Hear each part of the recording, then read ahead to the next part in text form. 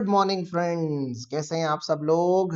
ज्ञानबाजी YouTube channel में एक बार फिर से आप सबका स्वागत है। Series 3 lecture 10 daily current affairs. सुबह के 9 बज चुके हैं और उठने का नहीं जागने का वक्त हो गया है। टारगेट एग्जाम है एसबीआई क्लर्क, एसबीआई पीओ और staff selection commission. Daily current affairs में हमारी तैयारी में कोई भी कमी ना रहने पाए, याद रखिएगा। इसीलिए सुबह का आधा घंटा आप बिल्कुल ज्ञानबाजी यूट्यूब चैनल के लिए निकाल के रखें। आगे बढ़ने से पहले एक बार फिर से आप सबको याद दिला दें, जितने भी ऐसे स्टूडेंट हैं जो बिगिनर्स हैं, जिन्होंने जनवरी फरवरी मार्च में अपनी बैंकिंग की तैयारी शुरू की है, ये सीरीज उनके लिए बहुत बहुत बहुत लाभकारी है।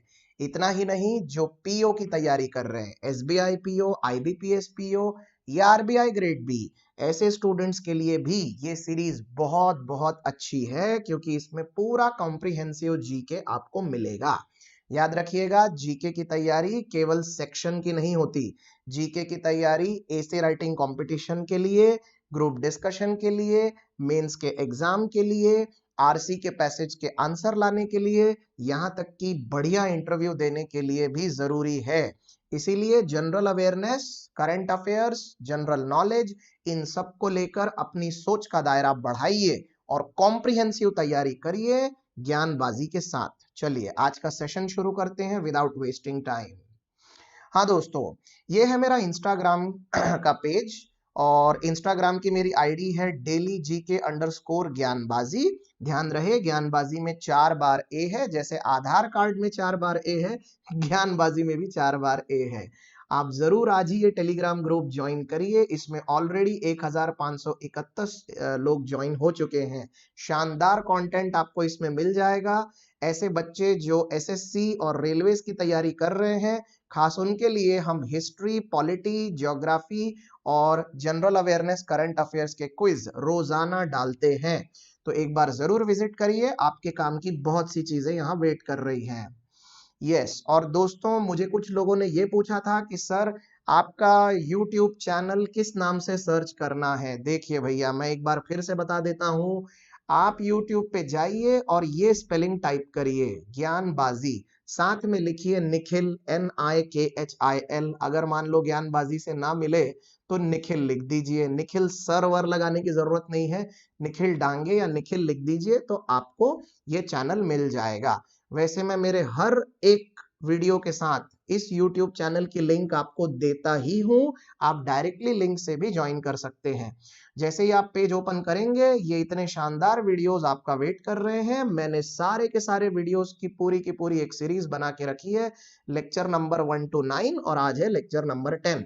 इतना ही नहीं दोस्तों, इसमें आपको और भी बहुत से टॉपिक्स के ऊपर लेक्चर मिलेंगे, जैसे भारत चीन सीमा विवाद, इसके अलावा व्यक्ति विशेष के वीडियोस, इसके अलावा आपको यस बैंक के घोटाले के ऊपर वीडियो मिल जाएगा, repo rate, reverse repo rate और बैंकिंग अवेयरनेस के ऊपर भी अच्छा मटेरियल है। जरूर एक बार विजिट करिए और चैनल को आज ही ज्वाइन करिए, सब्सक्राइब करिए। आगे बढ़ते हैं दोस्तों, तो चलिए आज का काम शुरू करें। Let's start with question number 1। RBI has made some changes to the monitoring structure of financial markets, infrastructure and retail payment systems recently.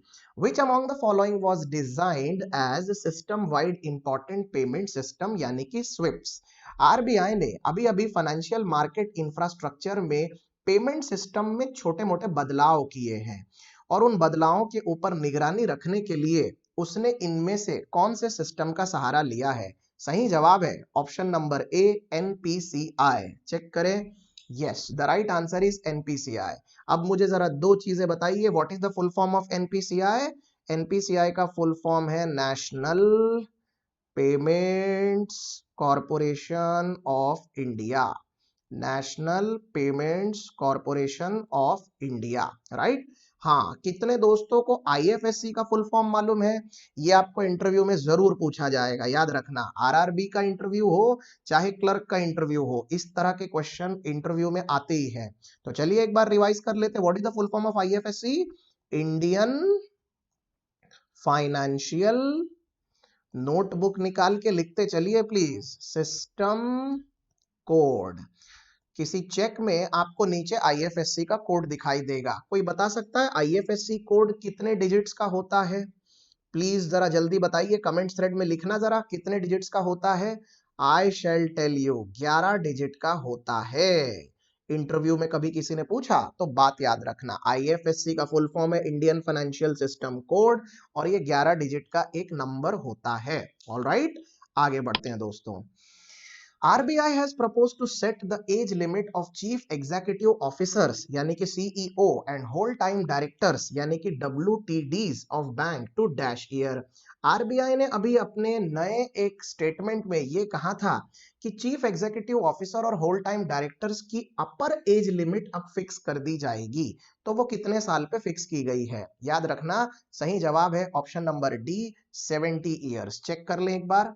Yes, that's the right answer. मैं एक बार फिर से रिपीट कर दूं, ये जो 70 ईयर्स है ये क्या है, ये अपर एज लिमिट है दोस्तों, लोअर एज लिमिट नहीं, अपर एज लिमिट है। मतलब इसके बाद तो आगे आप रह ही नहीं सकते। हाँ, यहाँ एक और जानकारी आप सबको देनी है कि टोटल 10 ईयर्स ये भी फिक्स किया गया है। टोटल 10 ईयर्स ऑफ ड्यूरेशन ये फिक्स किया गया है। इसका क्या मतलब हुआ, इसका मतलब हुआ कि यदि आप होल टाइम डायरेक्टर या एज अ सीईओ आप हैं और आप कंपनी के प्रमोटर हैं, तो बावजूद इसके कि आप 70 साल के हैं या नहीं हैं, अगर आप उस पद पर 10 साल से हैं तो 10 साल से आगे आप कंटिन्यू नहीं कर सकते। आपको ये बात समझ में आई या नहीं आई, बहुत इंपॉर्टेंट एस्पेक्ट बता रहा हूं मैं। अगर आप 70 साल से कम भी हैं लेकिन आपको WTD और सीईओ की पोजीशन पर एज अ प्रमोटर ऑलरेडी 10 साल हो गए हैं, तो तब भी आपको वहां से हटना पड़ेगा। क्लियर है, याद रखना, बहुत इंपॉर्टेंट क्वेश्चन है। आगे बढ़ते हैं। Which private sector bank has launched Insta Flexi Cash, an online overdraft facility for its salary account customers? Overdraft की फैसिलिटी इनमें से कौन से बैंक ने शुरू की है? सही जवाब है ऑप्शन नंबर सी, आईसीआईसीआई। एक बार देख लें, यस, आईसीआईसीआई। ओके, चलिए जरा मुझे हेडक्वार्टर बता दीजिए इन चारों के यहीं काम कर ले हम, जो जो एग्जाम में आ सकते हैं। इंडसइंड बैंक का हेडक्वार्टर कहाँ है? पुणे में। HDFC का हेडक्वार्टर कहाँ है? हाउसिंग डेवलपमेंट फाइनेंशियल कॉर्पोरेशन, ये इसका फुल फॉर्म, मुंबई में। ICICI, industrial credit and investment corporation of India, इसका हेडक्वार्टर कहाँ है? मुंबई में। और लास्ट है आरबीएल, आरबीएल का हेडक्वार्टर कहाँ है? वो भी मुंबई में। तो सबके हेडक्वार्टर मुंबई में है और एक का है पुणे में, राइट। हाँ, आईसीआईसीआई के सीएमडी कौन है दोस्तों, जरा उनका नाम भी बता देना मुझे। संदीप बख्शी। नहीं पता है तो लिख लीजिए, पता है तो मेरे साथ रिवाइज कर लीजिए। राइट, क्लियर हुआ। आप सबके लिए एक होमवर्क, जरा मुझे कमेंट थ्रेड में बताना ओवरड्राफ्ट म्हणजे काय। Please let me know overdraft मतलब एग्जैक्टली क्या, व्हाट इज ओवरड्राफ्ट। ओके, एक लाइन में लिखना, बहुत सारा ज्ञान मत देना वहां पर, और बिल्कुल विकिपीडिया से कुछ कट कॉपी पेस्ट करके मत लगा देना। आप अपने मन से लिखिए, मराठी में लिखिए, हिंदी में लिखिए, 2 लाइन का आंसर लिख दीजिए बस, 1-2 लाइन का। आगे बढ़ते हैं। India, along with 12 other countries, led the verified initiative launched by the United Nations to fight misinformation about COVID-19. What is the theme of verified? दोस्तों आपको पता है, दुनिया के 12 देश अभी ऐसे हैं जिन्होंने एक साथ एक बीड़ा उठाया है कि कोविड-19 के अगेंस्ट जो सोशल मीडिया पे अलग अलग मिस इन्फॉर्मेशन स्प्रेड हो जाती है, उन सबको रोकना है। तो उसमें ये वेरीफाइड इनिशिएटिव इन लोगों ने लिया है, तो उसका थीम क्या है? बहुत अच्छी चीज है ये। तो इसका सही जवाब है option number D, science solidarity and solution. Science solidarity and solution. सारे दोस्तों को यहाँ पर मैं 2 बहुत इंपॉर्टेंट जानकारियां देने जा रहा हूं, मेरी बात ध्यान से सुनना। पहला, ये जो वेरीफाइड इनिशिएटिव लिया गया है, ये इनिशिएटिव लिया है यूएनडीजीसी द्वारा। आपको एक लाइन के लिए ये सवाल भी पूछा जाएगा, यूएनडीजीसी। तो यूएनडीजीसी क्या होता है? यूनाइटेड नेशंस, ये तो पता ही है सबको। डीजीसी का फुल फॉर्म है department of global communication, department of global communication. तो आपको अगर किसी ने पूछा कि ये जो वेरीफाइड इनिशिएटिव लिया गया है ये किसके द्वारा लिया गया है, तो बोलना यूएनडीजीसी, राइट। और इसमें टोटल कितनी कंट्रीज हैं? 12 कंट्रीज। मैं सिर्फ इनिशिएटिव बता रहा हूं कौन कौन सी।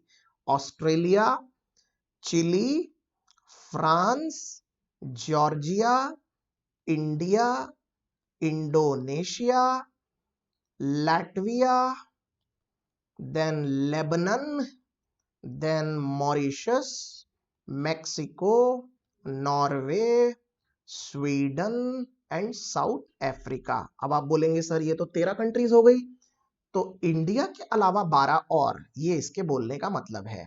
इंडिया प्लस 12 और, तो टोटल कितने हो गए? 13 नेशंस। याद रहेगा आपको, वीडियो को पॉज करना, रिवाइंड करना और फिर से सारी कंट्रीज एक बार ठीक से सुन लेना। आगे बढ़ते हैं। Fabry Eye developed by Vehant Technologies have been set up to ensure contactless entry. Which zone of railways set up Fabry Eye? Fabry Eye नाम की एक नई टेक्नोलॉजी शुरू की गई है, एक नई सर्विस शुरू की गई है जिसमें लोगों के बीच में सोशल डिस्टेंसिंग कायम रखने में ये काम आएगी रेलवे स्टेशन पे। तो ये किसने शुरू की है? 4 ऑप्शन है हमारे पास। राइट आंसर है यहाँ पर option number A, Central Railway. देख लें एक बार। Yes, the right answer is Central Railway. Railway की 3 अलग अलग सर्विसेज शुरू हो चुकी हैं दोस्तों। ओके, एक के पीछे एक मैंने सारे सेशंस में कवर की है। एक बार रिवीजन करवा देता हूं। सबसे पहले रेलवे ने एटमा नाम की एक सर्विस शुरू की थी। इसका मतलब है automated ticket checking and managing access. ये कोविड-19 को ध्यान में रखने के लिए बनाई गई थी। दूसरा, मैंने अभी पिछले सेशन में कवर किया था कैप्टन अर्जुन। कैप्टन अर्जुन एक सर्विस शुरू की गई है जिसमें आपका बॉडी टेम्परेचर चेक किया जाता है। और तीसरी अभी ये फैब्री आई, ये शुरू की है सोशल डिस्टेंसिंग मेंटेन करने के लिए। एग्जाम में इसमें से एक ना एक क्वेश्चन आपको आना ही है, इसीलिए प्लीज इस सेशन की एक एक बात ध्यान से सुनिएगा। Very very very important. आगे बढ़े। Name the device which was launched by Minister of State, Ministry of Home Affairs, G. Kishan Reddy, which kills viruses and other germs by sterilizing, sanitizing and disinfecting in large areas. सही जवाब है यहाँ पर जर्मी ban. Okay, एक नई service शुरू की है सैनिटाइजेशन के लिए, नाम है उसका जर्मी बैन। ओके, यहाँ याद रखने लायक बात यह है कि minister of state home affairs कौन है? जी किशन रेड्डी। और वैसे होम अफेयर्स मिनिस्टर कौन है? अमित शाह, वो तो आप सब जानते ही हैं। राइट आंसर एक बार चेक कर लें। Yes, जर्मी ban. आगे बढ़ते हैं। The World Blood Donor Day was observed every year on June 14. What is the theme of World Blood Donor Day 2020? Blood donor day का इस बार का थीम क्या है? सही जवाब है option number D, save blood save lives. Save blood save lives. दोस्तों, blood से रिलेटेड आपको एक शानदार जानकारी दे देता हूं, किसी इंटरव्यू में आपके बहुत काम आएगी। इस वक्त दुनिया में तकरीबन 720 करोड़ के आसपास लोग रहते हैं। ओके, और इनमें से केवल 40% लोग ऐसे हैं जिनका ब्लड एकदम प्योर है। अब ब्लड प्योर है का मतलब जिनको कोई बीमारी नहीं है, जो किसी प्रकार का नशा नहीं करते, सिगरेट नहीं पीते, शराब नहीं पीते, या जिनका खून एकदम साफ है। तो ये 40% लोग ही ऐसे हैं जो डोनेट कर सकते हैं ब्लड। राइट, आने वाले दिन में खून की जबरदस्त कमी दुनिया में देखी जा सकती है और ऐसे में जिंदगियां बचाना बहुत बहुत बहुत मुश्किल हो जाएगा। इसीलिए बहुत सी कंपनियां अब सिंथेटिक ब्लड जैसी चीजों पर भी काम कर रही है, यानी कि मानव द्वारा कृत्रिम पद्धति से बनाया गया ब्लड। लेकिन इससे पहले कि विज्ञान इसमें कुछ कर पाए, ये बात आप समझ लीजिए कि ये बहुत महंगा रहेगा। हर इंसान इसको अफोर्ड नहीं कर पाएगा। इसीलिए अगर आप एक अच्छे बिना नशा करने वाले इंसान हैं, अगर आप स्वस्थ हैं और आपका वजन भी ठीक ठाक है, तो आपको जरूर रक्तदान यानी ब्लड डोनेशन करना चाहिए। आगे बढ़ते हैं। Former cricket player Matt Poore has passed away at 90. He played from which country? सही जवाब है ऑप्शन नंबर डी, न्यूजीलैंड। 1951 से लेकर 1958 तक इन्होंने न्यूजीलैंड के लिए क्रिकेट खेली, टेस्ट मैचेस वगैरह खेले। राइट, और अभी अभी 90 इयर्स के एज में 11 जून के आसपास की बात है, इनका निधन हुआ। राइट, तो ये याद रखना आप। आंसर एक बार देख लें। यस, आगे बढ़ते हैं। ये वैसे राइट हैंडेड बैट्समैन थे और ऑफ स्पिन बॉलर थे। Suraksha salary account has been launch by which bank for the employees of MSME sector? Suraksha salary account ये कौन से बैंक ने शुरू किया है एमएसएमई सेक्टर के एम्प्लॉइज के लिए? सही जवाब है एयरटेल पेमेंट्स बैंक।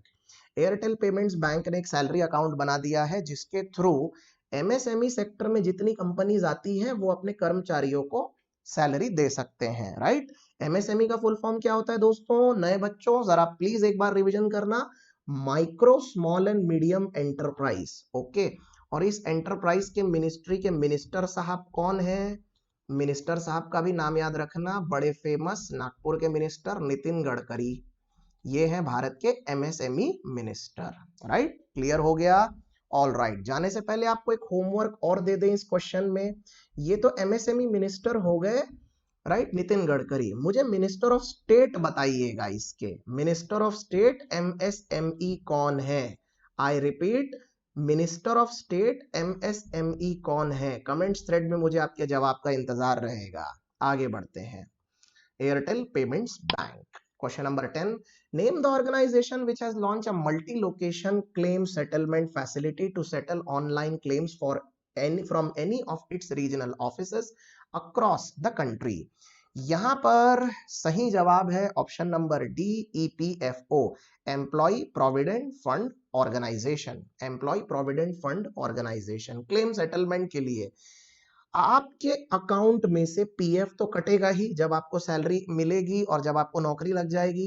अब इसका क्लेम सेटलमेंट आप कहीं से भी कर सकते हैं, तो उसके लिए ये फैसिलिटी शुरू हुई है। ऑल राइट, हाँ, एम्प्लॉय प्रोविडेंट फंड ऑफिस को हिंदी में क्या कहते हैं दोस्तों? इसका नाम बड़ा अच्छा है, कर्मचारी भविष्य निधि संगठन। कई बार आपको एसएससी रेलवेज में ये सेम क्वेश्चन हिंदी में भी मिलता है, इसीलिए कुछ कुछ चीजों का मतलब आपको बिल्कुल पता होना चाहिए। आपको पता है ये जो ईपीएफओ होता है और जिसमें से हमारे सैलरी में से ये जो अमाउंट कटता है, आज के डेट में ये अमाउंट सरकार के पास जो जमा हुआ है, जिसे हम एयूएम अमाउंट कहते हैं, यानी एसेट अंडर मैनेजमेंट, ये जानते हैं दोस्तों कितना है? 11 लाख करोड़ रुपए का अमाउंट है, which is very very huge. कई बार ये सुनने में आता है कि इसका मिस मैनेजमेंट भी हो जाता है, राइट? तो ये जानने जैसी बात है, right? So right answer is option number D. आगे बढ़ते हैं। Feedback call centers on public dash has been launched by Union Minister of State of Personal Public Grievances and Pensions, Dr. Jitendra Singh. Okay. Feedback on call centers on public dash. सही जवाब है option number D, grievances. What do you mean by grievances? Grievances का मतलब होता है शिकायतें, शिकायतें, right? तो स्वाभाविक सी बात है कि कॉल सेंटर बनाए गए हैं पब्लिक की शिकायतों के लिए। ओके, और किसने बनाया है? Union minister for personnel public grievances and pensions, doctor Jitendra Singh. जवाब जरा चेक करें। Yes, the right answer is grievances. Alright, आगे बढ़ते हैं। Name the application which has been launched in over 500 CGST and customs office across India by the chairman of CBIC to automate the internal office procedure of Central Board of Indirect Taxes and Customs. सबसे पहले तो ये CBIC का full form जरा ध्यान से देख लो। ये है CBIC का फुल फॉर्म, क्वेश्चन में दिया हुआ है, अलग से लिखने की जरूरत नहीं है। Central board of indirect taxes and customs, right? अब सवाल ये है कि हमें उस एप्लीकेशन का नाम बताना है, तो यहां सही जवाब है option number A, e office. Check करें एक बार। Yes, the right answer is e office. Clear हो गया? आगे बढ़ते हैं दोस्तों।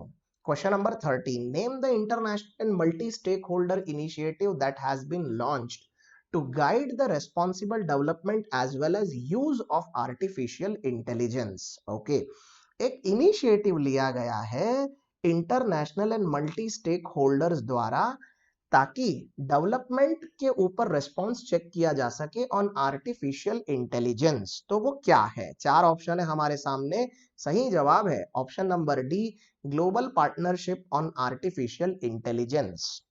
दोस्तों, इस तरह के सवाल जब समझ में नहीं आते तो आपको वो वर्ड को जरा सर्च कर लेना चाहिए। अब मैं आपको एकदम साधारण एक आम इंसान की भाषा में समझा देता हूँ ये आर्टिफिशियल इंटेलिजेंस, क्योंकि इसके ऊपर सवाल बहुत बार आते रहेंगे, तो एक बार का आप ये कॉन्सेप्ट क्लियर कर लो। देखिए, सिंपल सी बात है, जब मशीनों को समझ दे दी जाती है कि क्या करना है किसी सॉफ्टवेयर प्रोग्राम के थ्रू, तो उससे इंसानी भाषा में हम आर्टिफिशियल इंटेलिजेंस कहते हैं। एग्जाम्पल के लिए, किसी कूलर के पंप को यह पता हो कि पानी एक लेवल पे भर जाने के बाद ऑटोमेटिकली बंद हो जाना है, उसमें एक सॉफ्टवेयर हमने डाल दिया है या उसमें कोडिंग कर दी है, तो वो हो गया आर्टिफिशियल इंटेलिजेंस। मॉल में अगर आप गए और आपने वॉश बेसिन के नीचे हाथ रखा और अचानक से पानी आने लगा, हाँ, तो वो है आर्टिफिशियल इंटेलिजेंस। मशीनों को दी गई इस समझ को बोला जाता है आर्टिफिशियल इंटेलिजेंस। आई होप आपको ये बात समझ में आ गई। आगे बढ़ते हैं। Name the former Lok Sabha MP यानी member of Parliament and founder of Jan Lakshmi cooperative bank who passed away recently. अभी अभी जन लक्ष्मी कोऑपरेटिव बैंक के जो फाउंडर थे, उनकी 4 दिन पहले की बात है, उनकी मृत्यु हुई। उनका नाम क्या है? नासिक में उनकी मृत्यु हुई है। नाम है माधवराव पाटिल। ओके, बसवराज माधवराव पाटिल। ये कांग्रेस पार्टी के थे। कांग्रेस यानी INC, Indian national Congress. 63 years के थे। नासिक में इनकी डेथ हुई और 13वीं विधानसभा, महाराष्ट्र की 13वीं विधानसभा में ये एमएलए रह चुके हैं। ओके, ये ऑलरेडी एमएलए रह चुके हैं, लेकिन 7 नवंबर 2019 के बाद इनको रिप्लेस कर दिया गया। ये इलेक्शन हार चुके थे। आगे बढ़ते हैं दोस्तों। Question number 15। On which day the United Nations observes International Day of Family Remittances every year to recognize the contribution of over 200 million migrants to improve the lives of their 800 million family members back home? सही जवाब है 16 जून। अब ये सवाल को जरा मैं एकदम सिंपल भाषा में समझा देता हूं। एक दिवस मनाया जा रहा है, United nation observe international day of family remittances, right. Family remittances का मतलब क्या हुआ दोस्तों? इसका मतलब ये हुआ, यदि मान लीजिए आपका घर इंडिया में है और आपका कोई एक रिश्तेदार या फिर आपका बेटा, भाई, जो भी, वो इंडिया के बाहर रहता है, वहां पर जॉब करता है और वहां से हर महीने आपको वो पैसे भेजता है अपने देश में, तो ये जो पैसे वो भेज रहा है, इस अमाउंट को रेमिटेंस बोला जाता है, राइट। तो इसके ऊपर ये सवाल है और सही जवाब है 16 जून। आंसर जरा चेक कर लें। यस, दैट 16 जून। आपको ये समझ में आया या नहीं? इंग्लिश के वोकैबुलरी में भी आपको इस वर्ड का बहुत काम पड़ेगा, इसलिए याद रखना। Then next, IGX is the first nationwide online delivery-based gas trading platform which was launched by Union Petroleum and Natural Gas Minister Dharmendra Pradhan. IGX stands for, IGX का फुल फॉर्म है, नाम से ही समझ में आ रहा है कि जब ये गैस के ऊपर बनाया गया है तो हमारा फुल फॉर्म भी गैस वाला ही होगा। सही जवाब है option number D, Indian gas exchange, right. और भारत के पेट्रोलियम एंड गैस मिनिस्टर कौन है? धर्मेंद्र प्रधान। वैसे मैं इसमें एक और चीज जोड़ दूं, स्टील मंत्रालय भी इनके ही पास है, स्टील मिनिस्ट्री भी इनके ही पास है, तो आप ये बात भी जरा याद रखिएगा। ओके, आगे बढ़ते हैं दोस्तों। Question number 17। Name the Indian chef, रसोइया, who has won the New Zealand's first virtual chef competition Quality New Zealand Culinary Cup 2020 recently। अभी अभी एक कंपटीशन हुई थी, वर्चुअल कंपटीशन, यानी कि इंटरनेट पे ऑफ कोर्स, और उसमें यानी क्वालिटी न्यूजीलैंड कलिनरी कप 2020 का अवार्ड रखा गया था। करीबन करीबन इसमें 100-150 के आसपास एंट्रीज आई थी, तो उसमें किस भारतीय को यह अवार्ड मिला है? सही जवाब है option number D, Angad Singh Rana. Angad Singh Rana, right. अच्छा, आपको एक मजेदार चीज बताऊं, इसमें जो जज थे, बॉयज को पता होगा, वो जज हैं न्यूजीलैंड के फॉर्मर कैप्टन स्टीफन फ्लेमिंग। आपको ये नाम याद है कि नहीं, स्टीफन फ्लेमिंग? हाँ, ये लेफ्ट हैंडेड तूफानी बल्लेबाज थे न्यूजीलैंड के, और बाद में ये चेन्नई सुपर किंग्स टीम के कोच भी रह चुके हैं, स्टीफन फ्लेमिंग। ये इसमें जज थे, ये इकलौते जज नहीं थे, और भी इनके साथ 3-4 जजेस थे, तो इन्होंने ये अनाउंसमेंट किया। 50,000 रुपए का पुरस्कार भी इसमें था। आगे बढ़ते हैं। Who authored the biography of Dadabhai Naoroji titled Naoroji Pioneer of Indian Nationalism? ये एक बायोग्राफी लॉन्च हुई है दादाभाई नायरोजी की, नायरोजी पायनियर ऑफ इंडियन नेशनलिज्म, राष्ट्रवाद के ऊपर। तो ये किसने लिखी है? सही जवाब है option number D, Dinyar Patel. Alright, ये आंसर आप जरूर याद रखना, वेरी इंपॉर्टेंट क्वेश्चन। एग्जाम में ये बुक्स और ऑथर्स के ऊपर क्वेश्चन आते ही हैं, इसीलिए इस तरह के क्वेश्चंस को प्लीज इग्नोर ना करें। हाँ, इस क्वेश्चन में भी आगे बढ़ने से पहले मैं एक होमवर्क देना चाहता हूँ। दादा भाई नायरोजी भारत के अर्ली नेशनलिस्ट में से एक रहे। दादा भाई नायरोजी, फिरोज शाह मेहता, गोपाल कृष्ण गोखले, इन सब ने भारत की आजादी के लिए जबरदस्त संघर्ष किया, कड़े प्रयास किए, राइट। दादा भाई नायरोजी ने लोगों के अंदर जागरूकता लाने के लिए एक ड्रेन थ्योरी बनाई थी, और वो लोगों को ब्रिटिशों के खिलाफ या ब्रिटिशों के अत्याचार के खिलाफ ये ड्रेन थ्योरी समझाते थे। मुझे आप में से किसी एक से इसके ऊपर कमेंट्स थ्रेड में आंसर चाहिए, इनकी ड्रेन थ्योरी का मतलब क्या था। दादा भाई नायरोजी की ड्रेन थ्योरी दरअसल क्या थी। आप सिर्फ एक या दो लाइन में इसका आंसर दे सकते हैं। ओके, देखते हैं कितने लोगों का इतिहास स्ट्रांग है। आगे बढ़े, क्वेश्चन नंबर 19।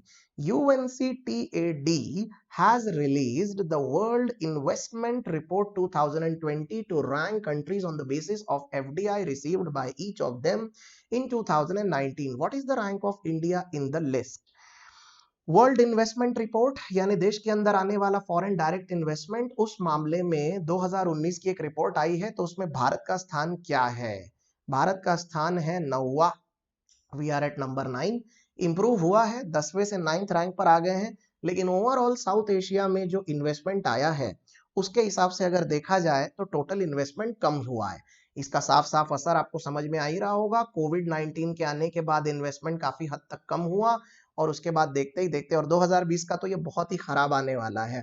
भारत को एफडीआई इन्वेस्टमेंट में बहुत कुछ करना पड़ेगा। विदेश से आने वाले इन्वेस्टमेंट कितने प्रकार के होते हैं? अगर आपसे कभी किसी ने पूछा तो याद रखना, तीन चीजें होती हैं। एक होता है एफडीआई, दूसरा होता है एफआईआई, और तीसरा होता है FPI. Foreign direct investment, foreign institutional investment and foreign portfolio investment.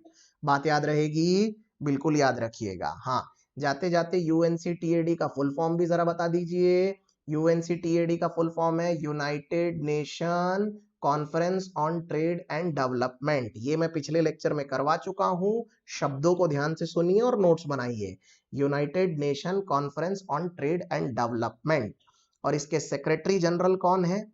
Who is the SG secretary general?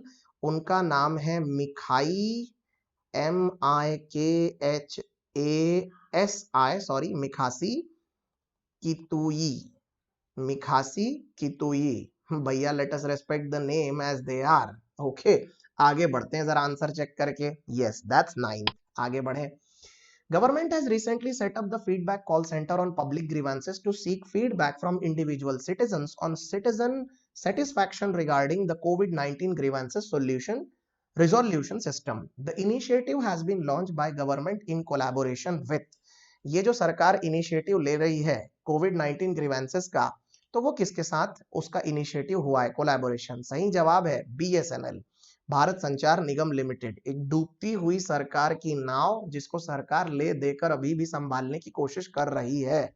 Okay, BSNL, right. आगे बढ़ते हैं दोस्तों। When will the 93rd Oscars be held? Oscar award, 93rd Oscar award कब होने वाले हैं? सही जवाब है ऑप्शन नंबर ए, अप्रैल 2021। मैं तो आपको एग्जैक्ट तारीख बता देता हूं, 25/4/2021 को होने वाले हैं, और ये होने वाले हैं लॉस एंजल्स में, जो कि हॉलीवुड का बॉम्बे माना जाता है। लॉस एंजल्स है उनके एक राज्य कैलिफोर्निया में, और जो कि है अमेरिका में। तो ये है वेन्यू और ये है एग्जैक्ट तारीख, राइट। हाँ दोस्तों, एक बात आपको और बतानी है, ऑस्कर्स अवार्ड को ही एकेडमी अवार्ड भी कहा जाता है। जितने नए ऐसे दोस्त हैं हमारे जिनको ये बात पता नहीं थी, वो अब यहां से ये हमेशा याद रखना, एग्जाम में अगर एकेडमी अवार्ड्स नाम का क्वेश्चन आया तब भी जवाब यही है। ऑलराइट, और आपके लिए एक और सरप्राइज क्वेश्चन है इससे रिलेटेड, देखते हैं जरा। हाँ, इस तस्वीर को जरा ध्यान से देखिए दोस्तों, ये तस्वीर, ये है ऑस्कर अवार्ड। आप मुझे कमेंट्स थ्रेड में बताएंगे कि स्टैच्यू में दोनों हाथ में एक हथियार पकड़ा हुआ एक आदमी आपको दिखाई दे रहा है, इस हथियार का नाम क्या है? ये कौन सा हथियार है जो इसके हाथ में होता है? ये सवाल कई बार एग्जाम में आया है। आप इसको जरा देखिएगा और इसका आंसर मुझे बताइएगा। What is the name of the weapon जो ऑस्कर अवार्ड के जो मोमेंटो होते हैं उनमें यूज किया जाता है? कमेंट सेक्शन में आपके जवाब का इंतजार रहेगा दोस्तों। आगे बढ़ते हैं। Which nation Supreme Court barred workplace discrimination against LGBT community in a historic judgment? कौन से देश ने अपने ऐतिहासिक फैसले में LGBT कम्युनिटी वाले लोगों के प्रति भेदभाव को पूरी तरह से बंद करने का आदेश दिया है? सही जवाब है यूएस, यूनाइटेड स्टेट्स में। अब आप मुझे बताइए ये LGBT मतलब क्या होता है? LGBT का मतलब होता है lesbian, gay, bisexual and transgender, जिनमें पुरुष और महिलाओं की तुलना में थोड़े अलग हार्मोन्स होते हैं, उन्हें हम एलजीबीटी कहते हैं और हमें इन लोगों के प्रति बहुत बहुत बहुत सम्मान रखना चाहिए। भारत में एलजीबीटी कानून को मान्यता कब मिली? कोई बता सकता है? मैं बता देता हूं। 6 सितंबर 2018 को सुप्रीम कोर्ट ने एलजीबीटी मैरिज को भी परमिशन दे दी है। और उसमें आईपीसी का सेक्शन कौन सा इंडिया में लागू होता है? आपको एग्जाम में ये कभी पूछा जा सकता है। सेक्शन 377। सेक्शन 377 के तहत भारत में लेस्बियन, गे, बाइसेक्सुअल, ट्रांसजेंडर इन सबको अपनी जिंदगी अपने हिसाब से जीने का पूरा पूरा अधिकार है। इसको होमोसेक्सुअलिटी का लॉ कहते हैं। अगर कोई आपसे पूछे कि इस लॉ का नाम क्या है, तो this is called homosexuality law, right? Answer देख लें। Yes, that's US. आगे बढ़ते हैं। Which nation was ranked first on the World Competitiveness Index? World Competitiveness Index में दुनिया में सबसे पहले स्थान पर फिलहाल कौन है? छोटा सा नन्हा सा देश, भारत के बहुत से लोग यहाँ छुट्टियां मनाने जाते हैं। सही जवाब है सिंगापुर। मानना पड़ेगा, मलेशिया से अलग होने के बाद सिंगापुर ने अपने आप को इतना शानदार बनाया। आज दुनिया में फॉरेन डायरेक्ट इन्वेस्टमेंट के मामले में भी ये बहुत आगे है और कॉम्पिटिटिवनेस इंडेक्स में भी बहुत अच्छा है। यहाँ पर एजुकेशन, बिजनेस, हर चीज बहुत बढ़िया फ्लरिश होती है, राइट? आपको पता है इसमें भारत का रैंक कौन सा है? ये सवाल तो आएगा ही आएगा।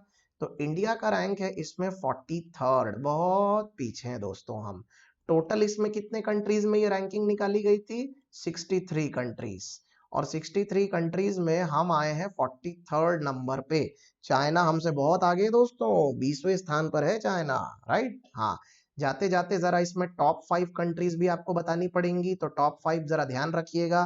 पहले नंबर पर जैसा कि आप देख सकते हैं इट्स सिंगापुर, दूसरे नंबर पर है डेनमार्क, तीसरे नंबर पर है स्विट्जरलैंड, चौथे नंबर पर है नेदरलैंड्स, जिसको हम द नेदरलैंड्स कहते हैं, और पांचवें नंबर पर है हांगकांग, जिसके नाक में दम करके रखा है चाइना ने। ये है वो 5 देश, राइट? याद रहेगा आपको। भारत को अभी इसमें लंबा सफर तय करना है। आगे चलते हैं। The European Union's antitrust authority has opened cases against which tech giant? सही जवाब है Apple. The right answer is option number C, Apple. All right, anti trust authority बनाई है यूरोपियन यूनियन ने, राइट? यूरोपियन यूनियन में कुल मिला के कितने देश? 27 देश। एक 28वां देश यूके अब चला गया, राइट? और एप्पल कहाँ की कंपनी है? अमेरिका की। ये तो सबको पता ही है। ओके, चलते हैं आज के आखिरी सवाल पर। Which bank has decided to completely digitize its lending operation? इनमें से कौन से बैंक ने अपने लेंडिंग का मतलब उस दिन बताया था ना दोस्तों, याद है ना आपको? लेंडिंग का मतलब होता है उधार देना और बोरोइंग का मतलब होता है उधार लेना। तो अपने उधार देने वाले सारे कामों को कंप्लीटली डिजिटाइज कर दिया है। कौन से बैंक ने? 4 ऑप्शन है हमारे सामने। सही जवाब है bank of Baroda, bank of Baroda. जाते जाते जरा क्विकली आपको सारे के सारे चेयरमैन एंड मैनेजिंग डायरेक्टर के नाम बता दूं क्या? आप जरा रिवीजन कर लेना अगर पता है तो। बैंक ऑफ बड़ौदा के कौन है? संजीव चड्ढा। पंजाब नेशनल बैंक के कौन है? S S Mallikarjun Rao. Canara bank के कौन है? L V Prabhakar. पूरा नाम है लिंगम वेंकट प्रभाकर। और चौथे स्टेट बैंक ऑफ इंडिया, सबको पता ही होगा, फेमस है ये, रजनीश कुमार, राइट। इस तरह से बैंक के मामले में आपको चेयरमैन, मैनेजिंग डायरेक्टर, उनके हेडक्वार्टर्स और उनके टैगलाइन, इतना आपको याद करके रखना होता है। एग्जाम में इसके ऊपर कंपलसरी क्वेश्चंस आते हैं। ऑल राइट दोस्तों, तो आज के लिए केवल इतना ही। ये 25 क्वेश्चंस आपको कैसे लगे, आप इसमें क्या और एक्स्ट्रा चाहते हैं, जरूर फीडबैक में कमेंट्स थ्रेड में हमें बताइएगा। सेशन को लाइक शेयर करना ना भूलें और आज के सेशन की पीडीएफ, फ्री पीडीएफ इस टेलीग्राम चैनल से जरूर जरूर ले लें। यहाँ पर आपको मैं एक साथ पूरे 10 दिन की पीडीएफ भी 1-2 दिन में अवेलेबल करवा दूंगा। जिन लोगों ने सेशन काफी लेट देखने शुरू किए, उनके लिए भी पुराने पीडीएफ मुफ्त में अवेलेबल है, तो वो लोग वहां से कलेक्ट कर सकते हैं। ऑल राइट, तो बस आज के लिए इतना ही। कल फिर मिलते हैं with more 25 questions in the same way. तब तक के लिए शुक्रिया and take care of yourself.